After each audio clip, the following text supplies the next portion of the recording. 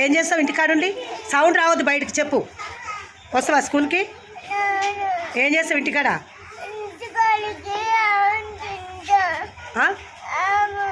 ఆమె తిని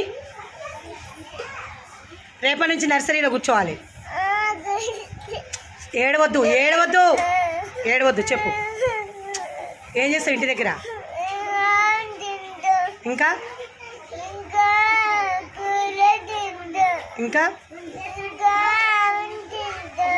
నోట్స్ ఎవరు ఇచ్చిర్రు అన్నయ్యది?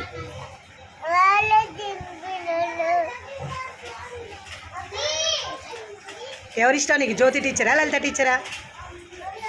ఏ టీచర్ ఇష్టం?